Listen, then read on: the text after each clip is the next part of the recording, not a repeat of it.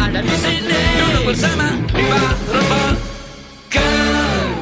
Assalamualaikum warahmatullahi wabarakatuh. Waalaikumsalam. Dengan saya Adam Damanhuri di podcast Parempeken.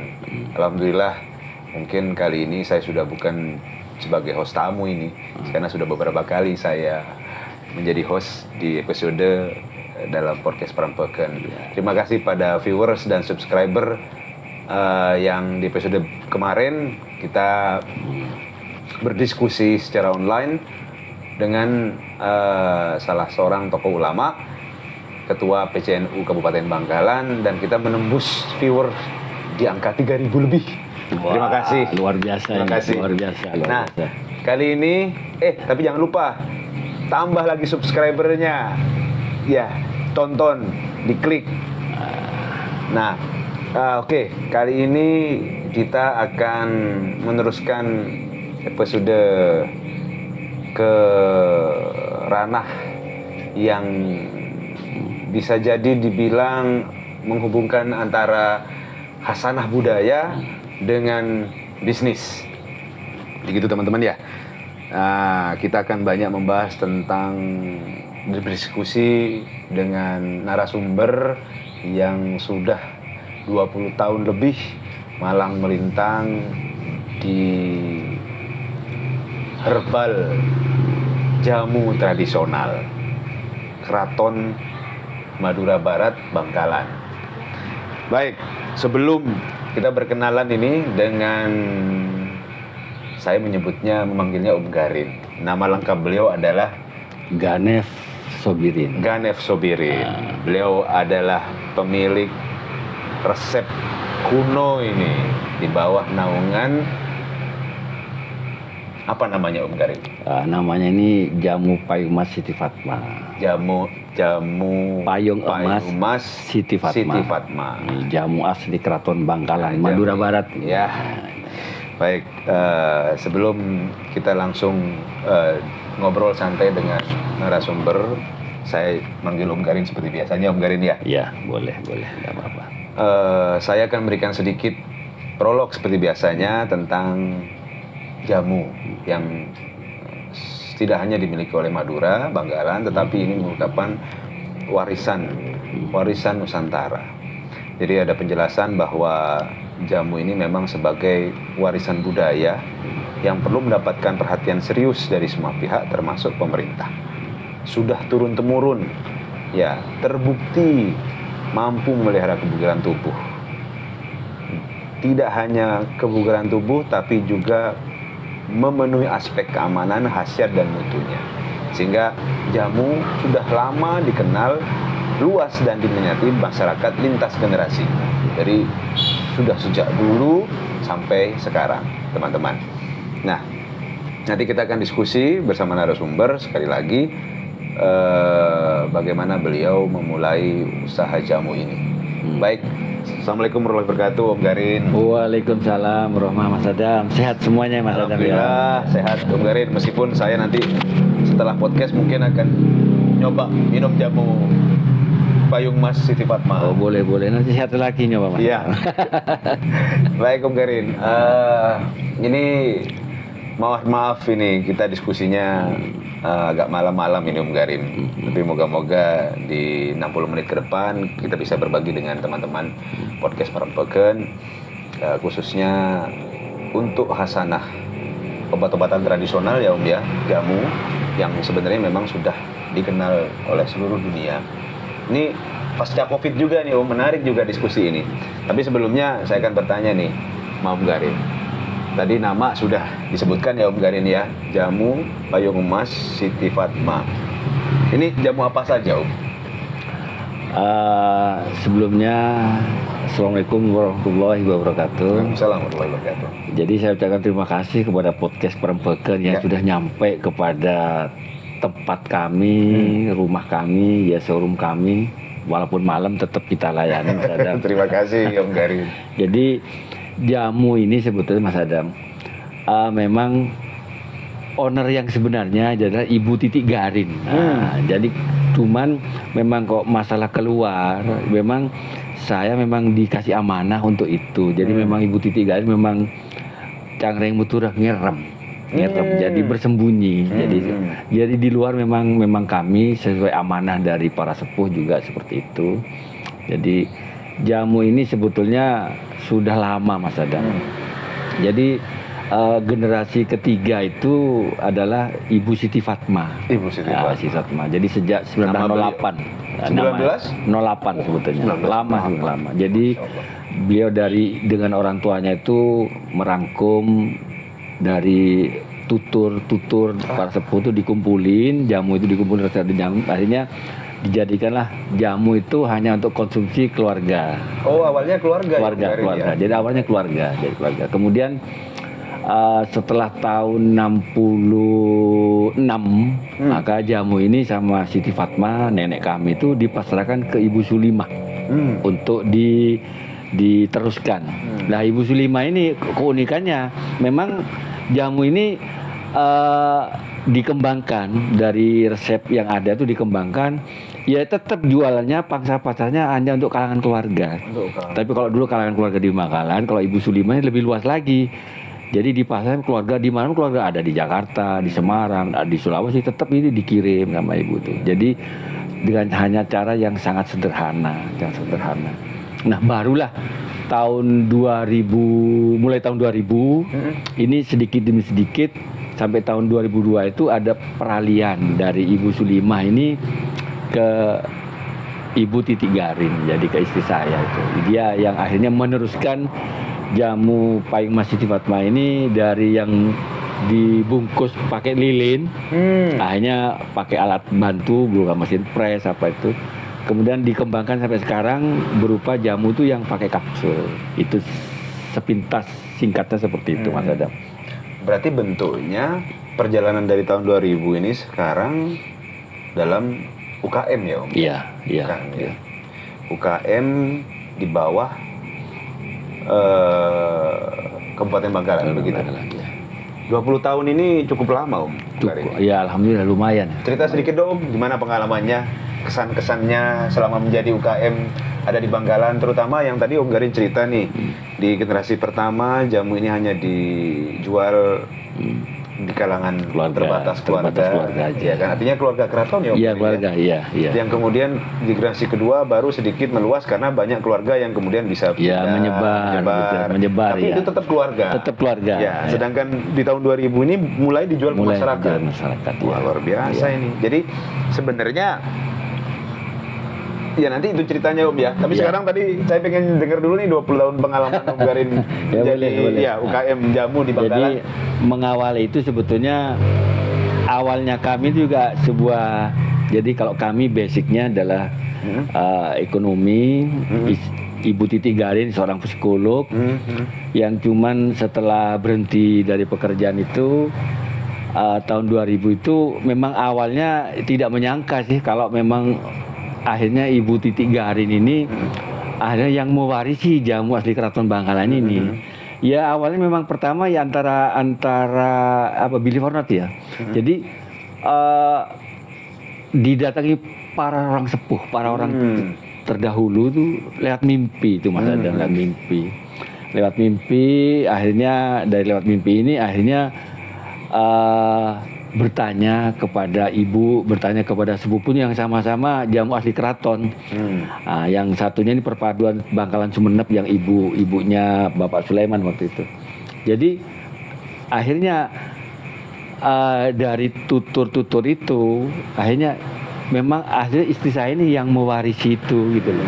Jadi antara percaya dan tidak, jadi antara rasional dan irasional. Sebab jamu ini tidak lepas dari religi gitu loh, tidak lepas. Jadi ahli waris ini bukan hanya sekedar belajar, padahal sebetulnya yang belajar jamu sebenarnya adiknya sebetulnya, adiknya. Tapi setelah berjalan dari waktu ke waktu, ibu ini sudah mulai agak sedikit namanya orang tua ya mungkin sedikit pelupa kan ya, orang bilang ya mungkin lupa ingatan pikun kata.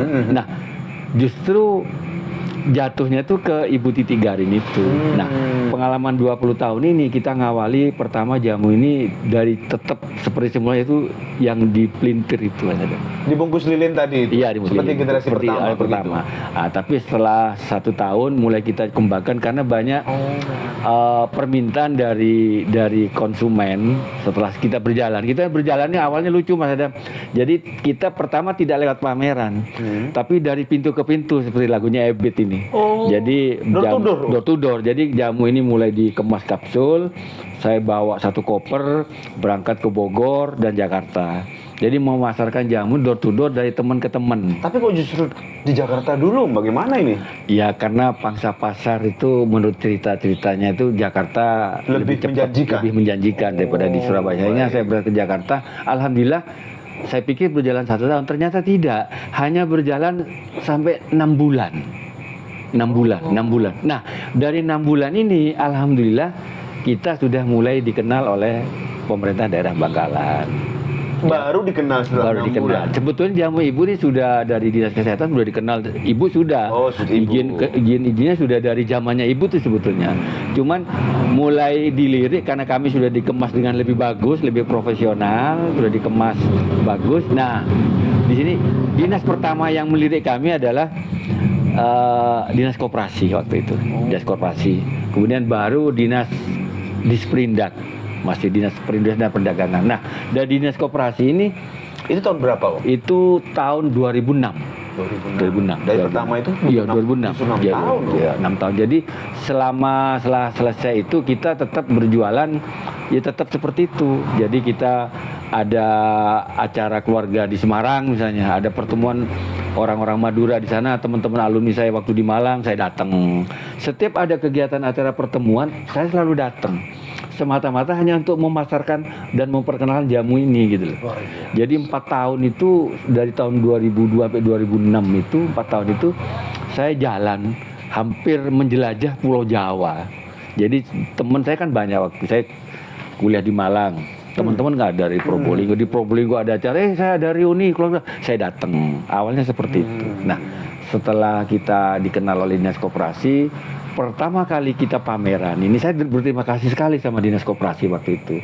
Saya diajak pameran di Majapahit Travel Fair di Tunjungan. Di Tunjungan, di Surabaya. Nah, iya. Semuanya pakai banner, kita pakai spon. ini cerita lucu. Semuanya pakai banner, kita belum mengenal banner. Jadi saking tradisionalnya itu. Nah, dari situlah kita akhirnya banyak berkenalan dengan Dinas Pariwisata Jawa Timur, juga berkenalan dengan Kanwil Disperindak Jawa Timur, kemudian dari Kanwil Pertanian Jawa Timur. Ini kita banyak berkenalan. Nah, dari berkenalan itu akhirnya kita ditawari suatu ketika nanti akan ada pameran yang lebih besar di Jakarta, contohnya seperti Smesco.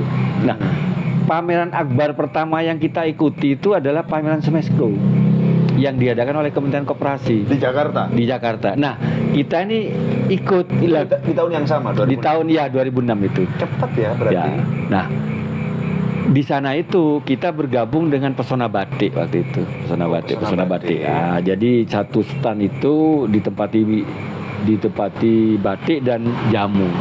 Alhamdulillah di sana tuh punya seorang yang jago display namanya Pak Pri itu. Jadi mudah-mudahan Pak Pri bisa mendengar nih kalau melihat ini nih, Pak Pri dan Pesona Batik nih. Ya, terima kasih sekali. Jadi Pak Pri itu menanyakan kira-kira apa jamu dibawa. Kami akan bawa jamu seduh Pak Pri sama jamu yang kapsul. Maka display di stand itu jadi juara waktu itu. Jadi saya tuh pakai jamu seduh. Saya berangkat dengan istri saya, dengan anak saya yang bungsu, yang cowok itu masih kecil waktu itu. Nah, disitulah kita mulai dikenal Mas Adam. Jadi kita sambil menawarkan jamu yang diseduh itu sama dengan yang di kapsul. Bahkan ada salah satu customer kami yang dari Malaysia itu sampai 1 tahun tetap order, tapi berhenti karena akhirnya dia balik ke Indonesia lagi. Balik lagi, cuman dia berhenti, tidak ada order. Cuman di pameran itu outputnya besar. Networking ya, Om? Iya, Jaringan networking. gitu ya.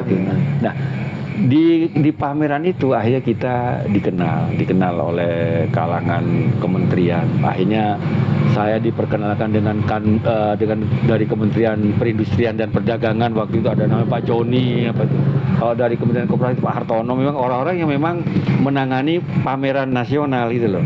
Nah, yang kalau di perindustrian perdagangan ada namanya Inakraf, Ikra itu. Iya. Sekarang Bikraf, ekonomi Ya, kreatif. itu Bikraf, ekonomi ya. itu. Nah, juga salah satu diperan juga dengan BPEN, Badan Pengembangan Ekspor Nasional. Saya lupa namanya ibu siapa itu, tapi dia ikut juga mengarahkan. Jadi kalau pameran Pak Garin sebaiknya seperti ini gitu. Ya, alhamdulillah perjalanan itu bisa membawa kita ke event-event akbar yang lainnya, Mas Adam. Kira-kira seperti itu. Jadi banyak sebetulnya di Jakarta nanti lah disambung lagi ceritanya. Iya, baik. Jadi sejak 2006 itu sudah mulai banyak pameran di Om Garin ya. Itu langsung loncat ya. Pameran di Bangkalan oleh Dinas Koperasi, langsung dibawa ke kementerian di Jakarta. Kalau Jawa Timur sendiri bagaimana, Om? Nah, di Jawa Timur ini kita juga ikut dari acaranya ulang tahun Surabaya di Jatim Expo. Kemudian kita juga pernah ikut di mana, di Gramedia Expo. Kemudian di Grand City. Jadi event-event di Surabaya kita ikut semuanya. Alhamdulillah. Jadi kita tidak, ya setelah kita mengerti event pameran, Mas Adam, kita tidak tergantung kepada pemerintah Kabupaten Bangkalan. Karena Kabupaten Bangkalan ini kan 1 tahun 1 kali kan begitu. Baik. Nah, karena kita tuh menjalin hubungan dengan Kanwil lah, ya ini otomatis kita akhirnya sering dipanggil, Mas Nah, Adam. ini juga ada hubungannya nih, Om. Kalau saya boleh bertanya, katakanlah meskipun Pemkab Bangkalan hanya memiliki jadwal ya, pameran 1 tahun 1 kali 1 tahun. Apakah ini juga Untuk yang akbar seperti Semesco kan 1 tahun ini. 1 tahun. Tapi kalau event-event daerah Jawa Timur kan seperti ada ulang tahunnya Koperasi, Bangkalan ada, di provinsi ada. Jadi yang event-event di Jawa Timur sebetulnya banyak program-program mereka. Cuman saya jarang ikut, yang sering ikut ke yang di Jakarta sama yang luar pulau. Nah, luar pulau. Ini apakah ada hubungannya dengan pelanggan atau calon pelanggan? Maksudnya di Bangkalan sendiri atau Jawa Timur atau di luar Jawa Timur ini pelanggan payung Mas Siti Fatma ini lebih banyak yang di mana, Om Garin? 60% Jakarta, Mas Adam. 60% Jakarta. 60% Jakarta. Baik. Kemudian sisanya ini Sumatera. Jadi Sumatera tuh yang banyak saya dari Palembang, Lampung. Kalau Kalimantan ini Samarinda sama ini Banjarmasin. Banjarmasin. Kemudian Ternate pernah kita pernah. Manado pernah. Cuman berhenti setelah COVID tuh hilang semua itu, hilang kontak, hilang semua itu ada. Itu. Baik, itu apakah orang Sumatera, Kalimantan dan Sulawesi tadi itu orang-orang Madura yang ada di sana? Oh tidak, mereka itu karena ya Mas Adam mungkin tahu sih, Mas Adam orang akademisi sih, jadi sebetulnya jamu ini bagaimana cara kita memasarkan. Betul. Jadi kalau menurut kami kan marketing ini kan ya setelah kita disekolahkan mandiri itu kan cuma 2 kata, education and communication. Nah ya kan ya. Jadi bagaimana caranya mengedukasi kepada masyarakat, kepada customer kita, bagaimana kita mengkomunikasikan dengan baik. Tapi ada hal unik yang setiap tahun siapa pameran pasti menemukan customer yang heboh. Ceritanya ya masalah tongkat Madura, Mas. Ini menarik, tongkat Madura ini terkenal. Jadi tongkat Madura kami ini kan memang Madura terkenal dengan tongkat Madura. Tidak bisa dipungkiri banyak orang yang minta. Cuman saya bilang kalau kami Bu dari Jamu Keraton Bangkalan ini tidak punya tongkat Madura yang Ibu minta, tapi kita punya tongkat Madura tapi direbus Ibu.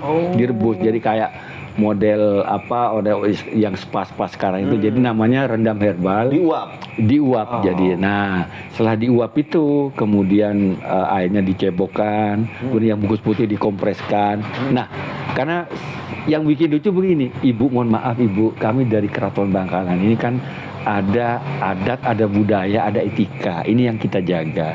Jadi prinsip kami yang berhak masuk ke Gua Hiro itu hanya tongkat laki-laki, Bu, bukan tongkat Madura. Ya, karena kami tidak punya itu. Kalau kami punya tongkat Madura, ini tongkat Madura, Bu. Nah, gitu. Masih tabu. Jadi kan ada orang yang ngeri kan begitu. Tapi kalau ini kok enak. Nah, justru ini yang menarik. Jadi Ya mengedukasi dengan cara hal yang sedikit lucu tuh Mas Adam. Betul, itu betul. gitu. Ini menarik Om, karena pelanggan Payung Mas Siti Fatma yang tadi 60% dari Jakarta dan sisanya tersebar. Untuk Bangkalan sendiri bagaimana? Bangkalan lumayan juga Mas Adam, Bangkalan dulu kita buka jamu seduh Mas Adam. Jadi hampir tiap hari itu tidak pernah lepas. Teman-teman yang dari Pemda itu banyak yang banyak yang minum jamu seduh Mampir sih. gitu ya? Mampir. Ya. Cuman jujur saya akui jamu Payung Mas Siti Fatma di Bangkalan ini betul-betul sering tampil di pendopo. Ini sejak zamannya Bupati Pak Fuad Amin Imron. Ini harus saya akui ini. Jadi selama 10 tahun 20 tahun yang lalu itu ya? Iya, jadi selama beliau 2 periode, jamu kami Payung Mas Siti Fatma selalu ada di pendopo. Ada tamu siapapun, kita mesti di sana gitu loh. Yeah. Karena kita bisa mengedukasi ke istri beliau sih, ke Ibu Imas itu jamu ini Bu, sebelum Ibu mengenal jamu kapsul, seyogyanya Ibu mengenal jamu seduhnya dulu. Ini aromanya Ibu. Ibu kalau mau mencoba jamu siapapun dari Bangkalan sampai ke Solo semuanya bagus Ibu, tidak ada yang jelek. Cuman kadang-kadang memang punya ciri khas masing-masing.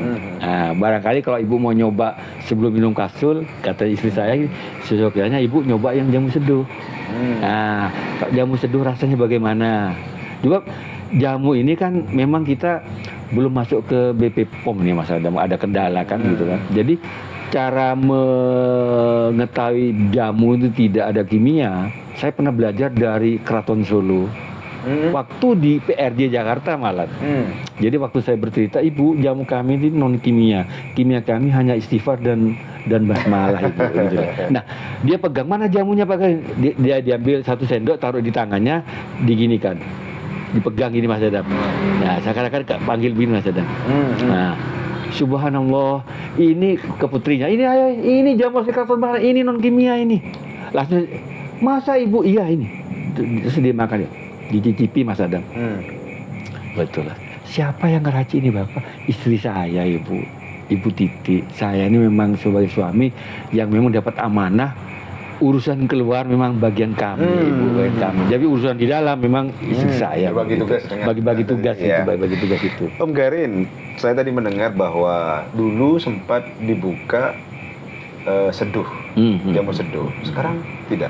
Ya setelah pandemi ini, pandemi ini kan memang kehati-hatian tinggi, jadi kita menjaga masyarakat juga, jadi biar masyarakat takut, nanti takutnya gelasnya gantian atau gimana, jadi kita menghindari itu, makanya kita tutup untuk sampai sekarang kita tutup. Cuman orang beli jamu seduh masih bisa, tapi dibungkus diseduh sendiri di rumah. Apa ada aturan tersendiri karena tidak boleh membuka kedai jamu seduh begitu? Enggak, cuman kita sendiri aja menghindari asumsi bahwa kita juga selain menjaga diri juga menjaga orang lain gitu, menjaga kita orang lain. Baik. Om Garin, ini sudah melangkah agak jauh nih.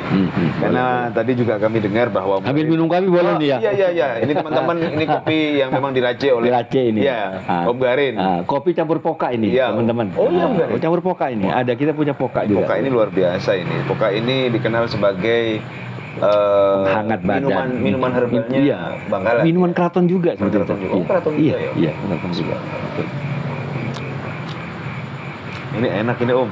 Tidak hanya ada keluar rasa jahenya, tetapi rempahnya. Saya tidak bisa bilang ini meskipun saya bisa sensitif lidahnya. Oke. Tadi ini nih.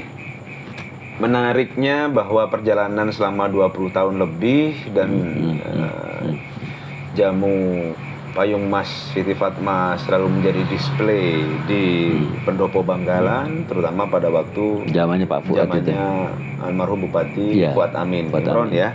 Nah, kenapa Om Garin bertahan sekian lama? Mohon maaf, bukan kemudian saya bilang tanpa dukungan ya Om ya, tanpa dukungan pemerintah kabupaten. Mungkin sekarang karena pasca pandemi semua serba susah ya Om ya, dan masih bertahan dengan jamu. Kenapa jamu? Ya memang satu Mas Adam ya. Jadi sebetulnya kita juga punya pekerjaan yang lain sebetulnya Mas Adam. Istri saya juga punya kelebihan di bidang seni ya. Kalau itu dikaryakan mungkin hasilnya mungkin dari dulu mungkin bisa lebih.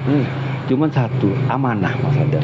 Jadi amanah. Jadi amanah ini yang para leluhur itu datang memasrahkan sampai ya mohon maaf, boleh believe or not ya, wahyu jamu keraton jatuh ini ke tangan istri saya ini kan kadang-kadang orang boleh percaya boleh tidak, tapi kenyataannya memang ada yang membimbing seperti itu. Ada tamu dari Irian, wah kamu mau waris itu nak, akhirnya dia duduk, dia merenung sebentar, dia kayak orang semeda, akhirnya benar-benar terasa sekali bahwa masuknya terasa sekali. Ini religinya seperti itu. Tapi memang harus diakui bahwa saya ingat pernah ketemu dengan Prof. Helmi dari Brawijaya. Prof. Helmi. Dia mengatakan di Camplong, setiap usaha itu atau pekerjaan apapun kita tidak boleh lepas dari nilai-nilai spiritual yang tinggi. Ya salah satunya ya kita menjaga amanah itu, Mas Adam, ya menjaga kearifan lokal juga, Mas Adam. Karena bagaimana juga alhamdulillah produk unggulan Madura itu tidak lepas dari jamu dan batik, Mas Adam. Tapi ini juga bisa jadi pelajaran buat teman-teman muda podcast Perempuan bahwa menjaga hasanah budaya, amanah tadi yang disampaikan oleh Om Garin seperti produk jamu memang sebenarnya tidak mudah ya Om. Iya, tidak mudah. Butuh kesabaran, butuh ketelatenan. Betul. Nah, sekarang ini Om, kalau memang misalnya dalam rangka untuk perlindungan, pelestarian dan merestorasi nih, bagaimana mindset? Karena jamu ini generasi milenial sekarang ya berpikir pasti jamu pahit nih, ya kan? Iya betul. Ya kan, apalagi saya dengar memang khasiatnya lebih cespleng kalau diseduh ya Om ya. Iya. Nah, bagaimana nih Om Garin bisa menyampaikan kepada teman-teman podcast Perempuan kalau dari menjaga amanah ini kita juga perlu punya apa ya, semacam kayak tata cara mungkin SOP. Selain tadi menyeduh bisa memanjurkan khasiatnya, apakah ada kemudian amanah-amanah lain pada waktu minum jamu? Ya memang ada itu Mas Adam, memang ada. Saya juga belajar juga, setiap ibu memberikan amanah jamu, memberikan pelajaran jamu, juga sepupunya ibu memberikan pelajaran jamu, juga para orang tua yang datang memberikan pelajaran. Jadi memang kita dengarin, memang kita harus jaga. Jadi memang jamu kalau diminum yang jamu seduh itu memang langsung meresap. Cuman kalau dengan pakai kapsul, kan kapsulnya kan terbuat dari dari kayak gudir kalau bahasa Madura apa ya? Ya, gelatin itu. Jadi di dalamnya masih bubuk ya Om? Iya, jadi itu dihancur dulu, baru ini kan menyebar pelan-pelan. Jadi butuh waktu lah, butuh proses. Makanya khusus untuk itu tetap kami jaga seperti katakanlah jamu paket melahirkan. Pasca bersalin itu ya tetap ada yang kapsul, ada yang bubuk, ada yang bubuk. Jadi karena memang sampai sekarang masih banyak yang minta bubuk itu, sampai ada. Kita juga punya pelanggan, salah satunya dari keluarga, dari keluarganya siapa ini?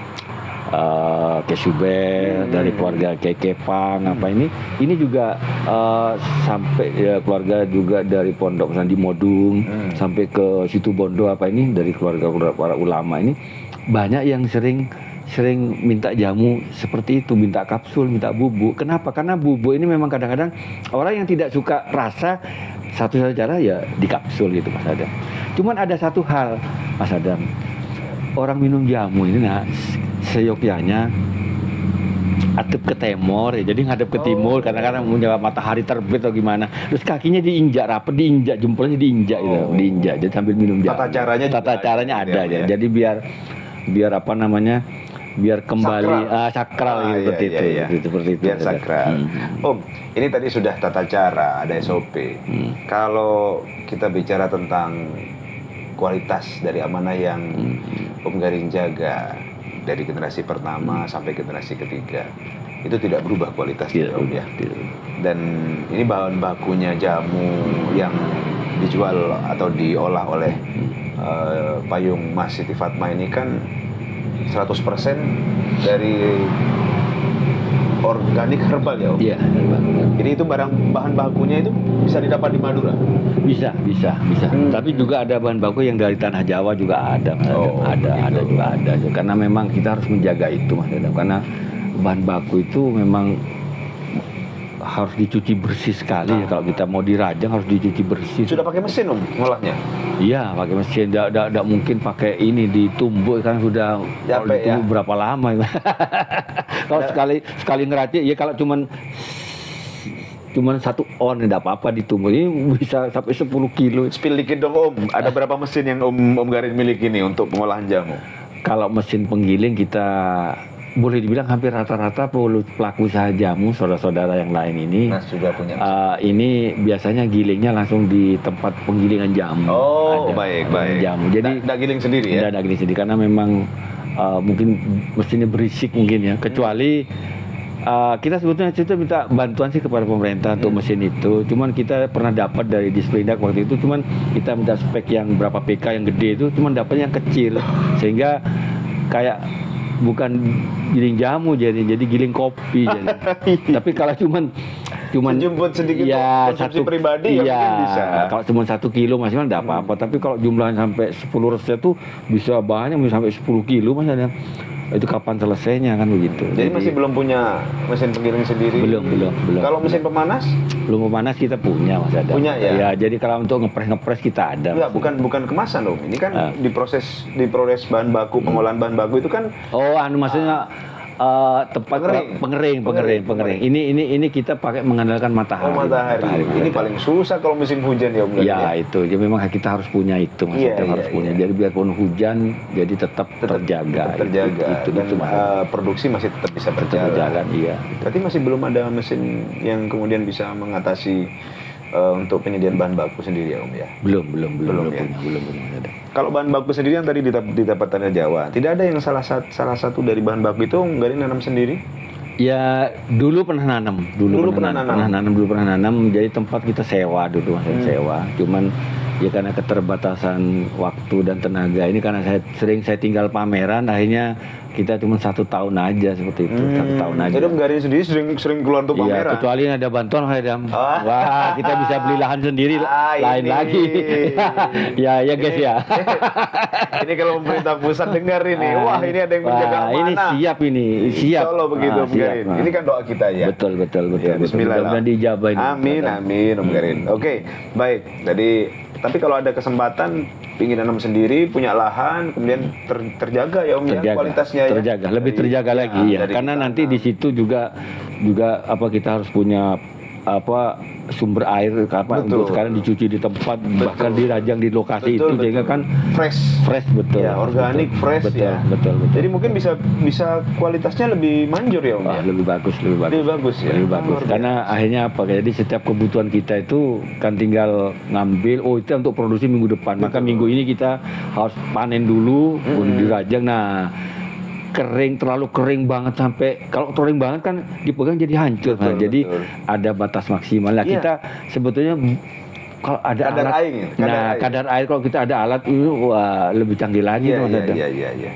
Ya, karena melalui Mas Adam ini lewat podcast perempuan ini. Betul. Om, nah ini pertanyaan yang kemudian ada hubungannya dengan tadi sebelumnya dalam menjaga kualitas. Ini kan amanah ya Om ya. Ini kan juga perlu regenerasi nanti kedepannya. Betul. Dari generasi berikutnya nih, ini generasi ketiga yang Om Garin dan istri saya generasi kelima nih, Ibu Tide. Kelima. Ibu Siti Fatma ketiga, Ibu keempat, ini kelima.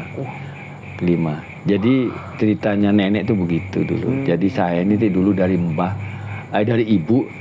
Tapi itu sudah dijual di generasi pertama? Iya, tetap di lingkungan hanya keluarga itu. Tidak dijual, cuman ada tamu keluarga datang. Buat subuhan? Iya, buat subuhan. Ayo ini jamu gitu kan. Diminum, akhirnya kok enak, dia beli.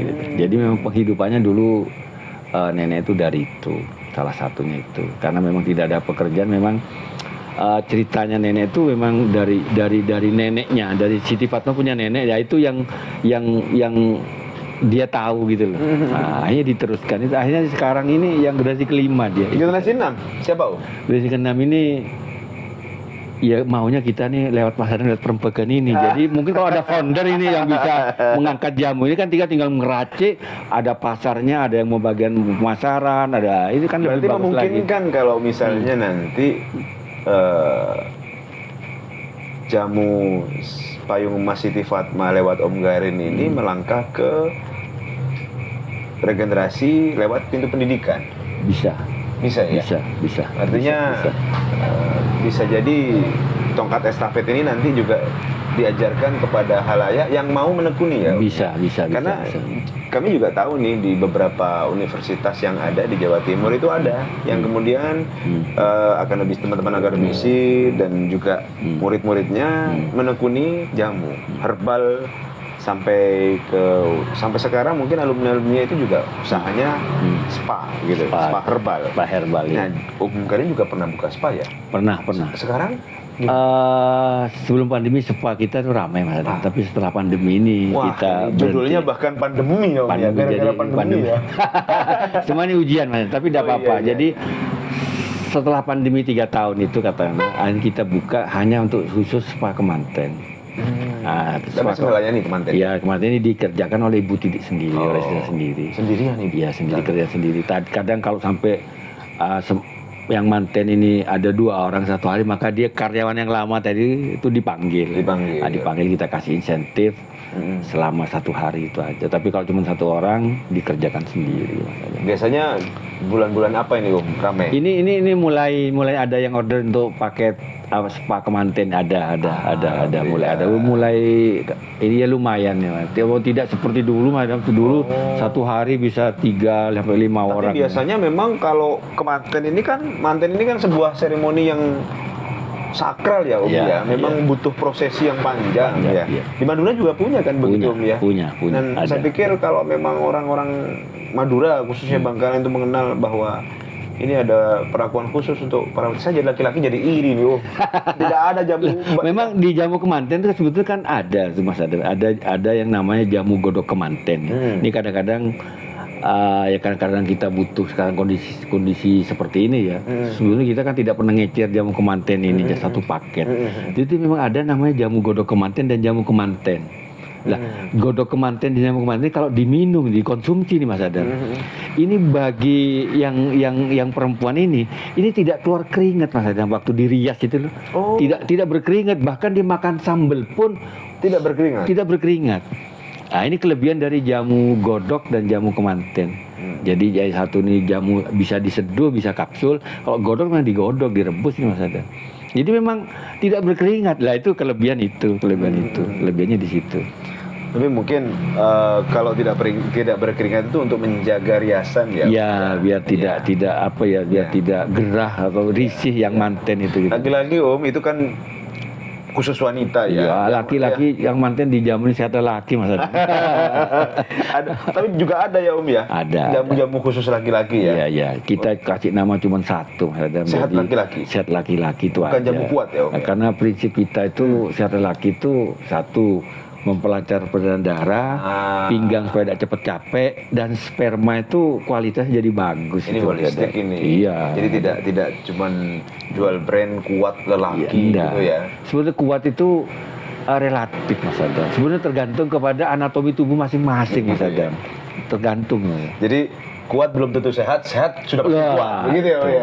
Seperti madu tuh Mas Adam. Iya. Kalau madu yang agak encer, kata orang itu madu palsu. Yang agak encer, coba dimiringkan, kan cepet keluar dari botol. Tapi kalau madu itu kental, kan keluarnya kan pelan. Ya, sperma itu seperti itu. Ini sementara analisa kami seperti itu. Iya. Bukan. Ini adalah analisa melalui teknologi tradisional. Iya.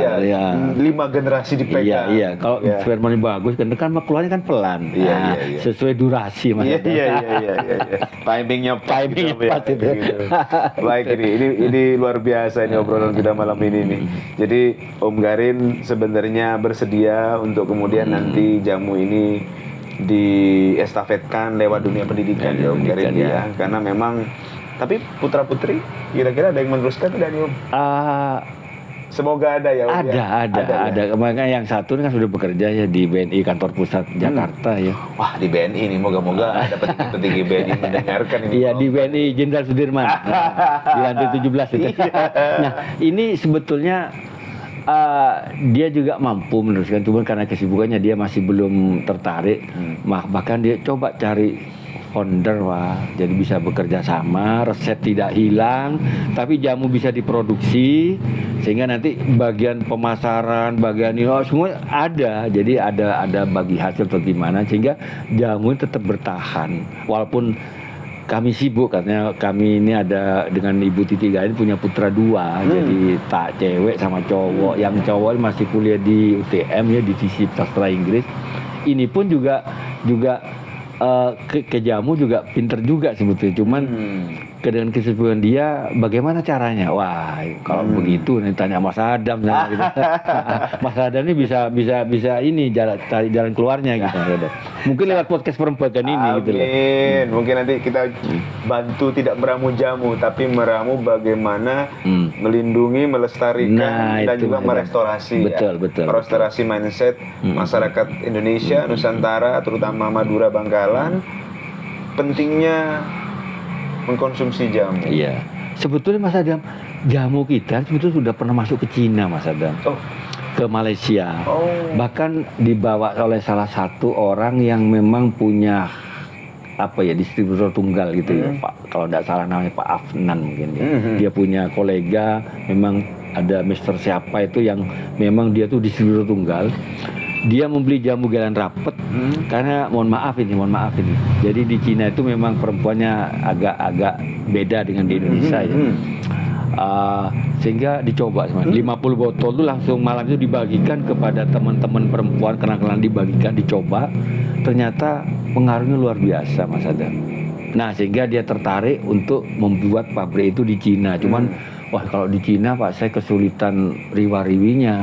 Akhirnya dibangunlah di Watu Kosek pada waktu itu. Tapi karena beliau itu ada kendala, masalah suatu hal sehingga batal. Di Malaysia juga begitu. Orang-orang Madura itu kan banyak di sana. Nah, kalau Mas Adam punya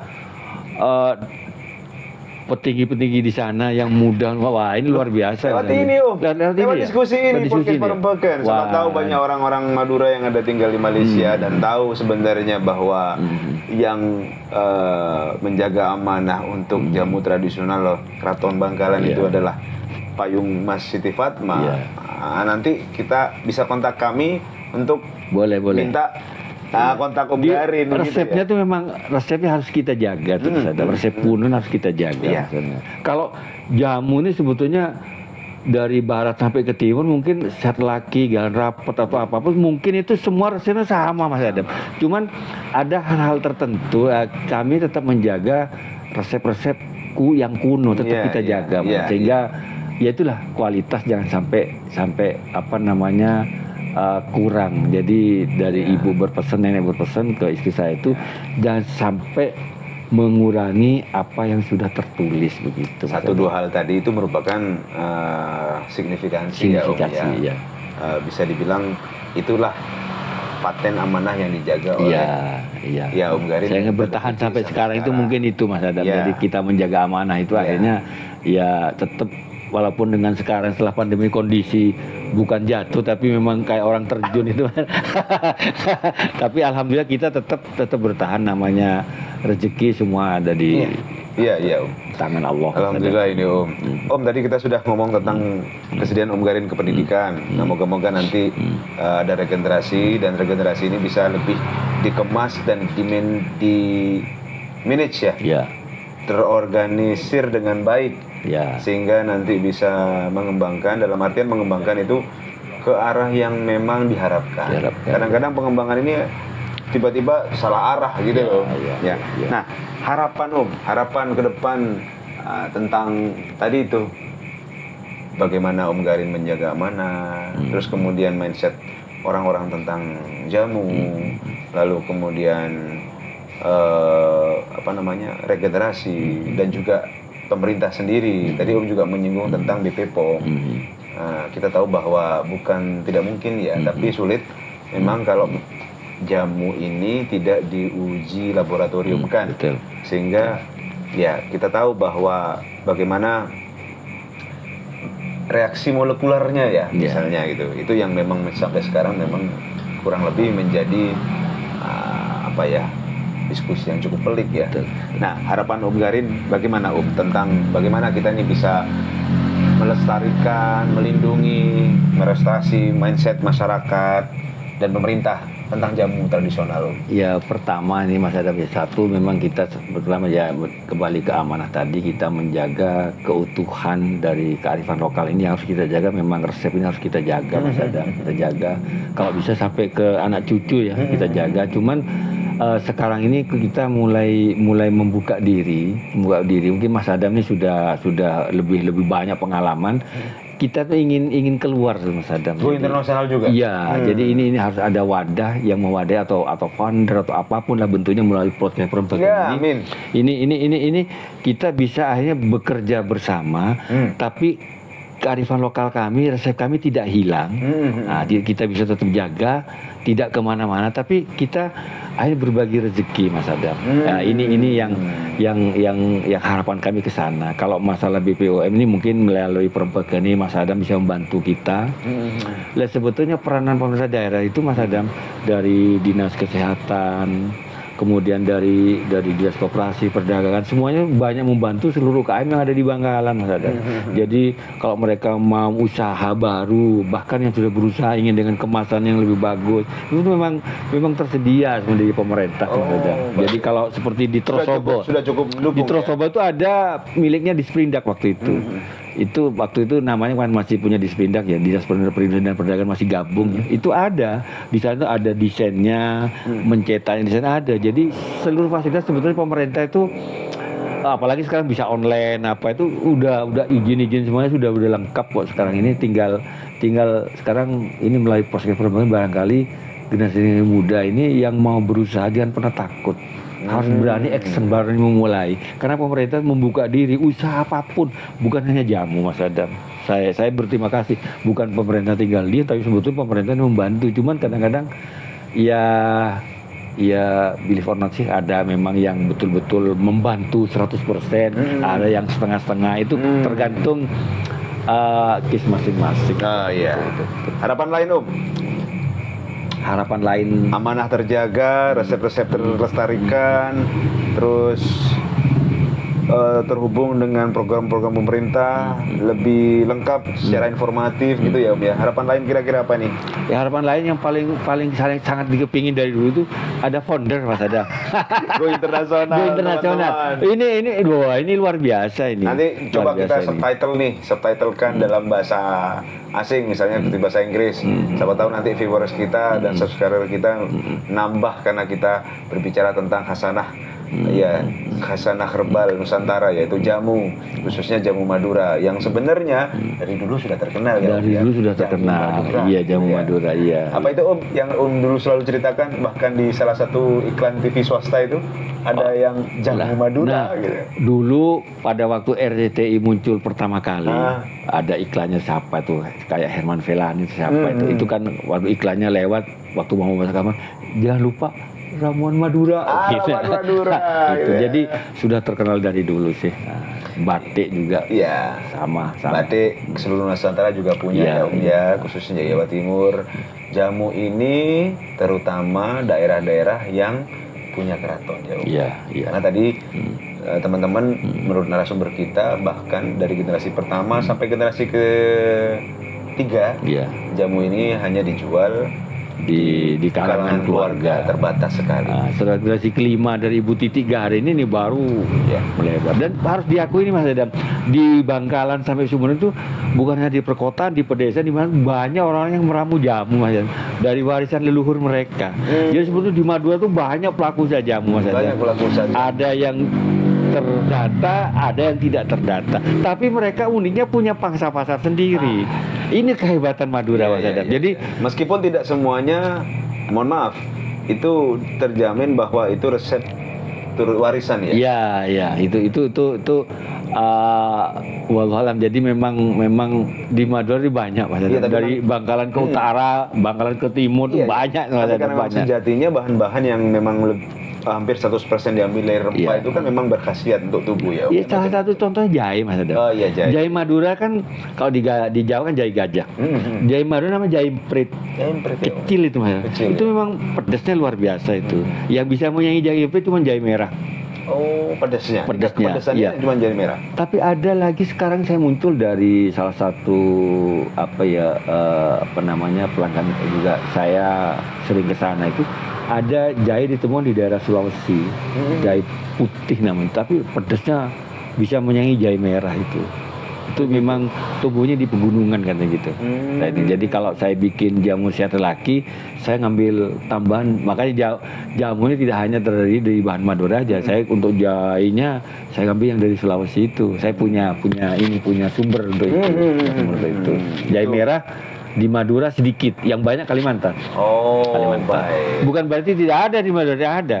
Ada. Cuman kecil. Ini kayaknya tidak hanya go internasional, tapi tadi juga saya hubungkan, andai kata nanti bahan baku itu bisa ditanam sendiri. Nah, kalau punya lahan, ya itu Mas Adam. Iya. Ini jahe merah, apa bisa kita tanam, bisa kita tanam. Baik, terima kasih nih Om Garin. Ini sudah cukup lama nih, 60 menit ya kira-kira kita ngobrol dengan Om Garin sebagai penjaga amanah jamu Keraton Bangkalan di bawah naungan ya jamu Payung Mas Siti Fatma. Nah teman-teman, ini menjadi episode di mana kita berdiskusi dari bisnis ke budaya. Ya, jadi teman-teman nanti banyak pelajaran yang tadi bisa diambil, dipetik. Namun nanti kita bisa jadi hadirkan Om Garin di episode berikutnya. Bisa. Kita akan lebih detail ngomong tentang misalnya topik jamu khusus lelaki gitu ya. Boleh. Atau ramuan Madura yang terkenal karena lebih banyak, sekitar berapa persen Om Garin jamu untuk wanita ini? Boleh dibilang 80% tuh jamu untuk perempuan, Mas Adam. Jamu untuk perempuan. Jadi laki-laki jangan iri. itu. Jadi teman-teman, ini buktikan bahwa orang Madura itu sangat menjaga wanitanya. Betul. Memperlakukannya sebagai ratu ya. Karena tanah Madura nih ya kultur tanahnya memang untuk tanaman hayati itu bagus, Mas Adam. Baik. Dan sekali lagi saya ucapkan terima kasih pada podcast Mas Adam Terima kasih, yang meluangkan Om Garin. waktu ini sehingga Kami yang berterima kasih Om Garin ini. Sama-sama, Mas Adam. Insya Allah nanti kita sambung lagi Om Garin. Boleh. Baik teman-teman, cukup di sini. Nanti kita sambung lagi di episode berikutnya. Kita akan khusus bicara tentang jamu Madura yang apa gitu ya.